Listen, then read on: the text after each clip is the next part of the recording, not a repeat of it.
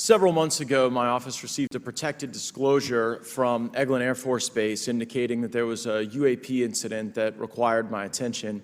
I sought a briefing regarding that episode and brought with me Congressman Burchett and Congresswoman Luna. We asked to see any of the evidence that had been taken by flight crew in this endeavor and to observe any radar signature as well as to meet with the flight crew. We were not afforded access to all of the flight crew. And initially, we were not afforded access to images and to radar. Thereafter, we had a bit of a discussion about how authorities flow in the United States of America, and we did see the image.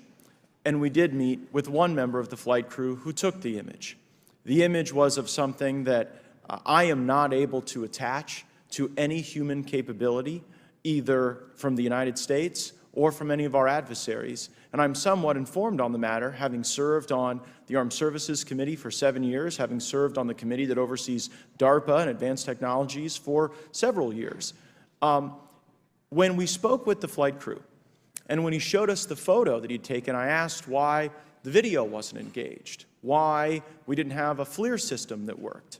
Here's what he said. They were out on a test mission that day over the Gulf of Mexico. And when you're on a test mission, you're supposed to have clear airspace. Not supposed to be anything that shows up.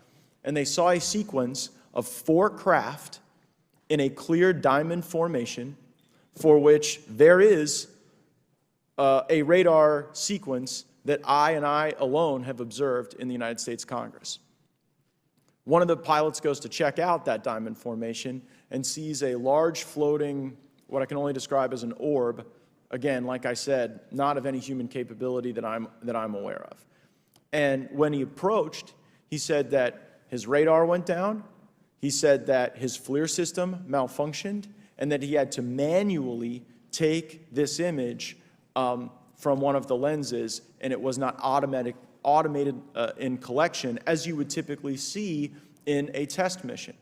It was stated explicitly to me by these test pilots that if you have a UAP experience, the best thing you can do for your career is forget it and not tell anyone. Because any type of reporting, either above the surface or below the surface, does have a perceived consequence to these people, and that is a culture we must change if we want to get to the truth. Mr. Chairman, I would observe that perhaps as we move forward from this hearing, there are some obvious next steps. Every person watching this knows that we need to meet with Mr. Grush in a secure, compartmentalized facility so that we can get fulsome answers that do not put him in jeopardy and that give us the information we need. Second, I would suggest that the radar images that were collected of this formation of craft out of Eglin Air Force Base, and specifically the actual image taken by the actual flight crew that we can actually validate, be provided to the committee, subpoenaed if necessary, so that we're able to track how to get this type of reporting and analysis done in a more fulsome way. That would be my recommendation, humbly, as a guest here of the Fine Oversight Committee. I yield back.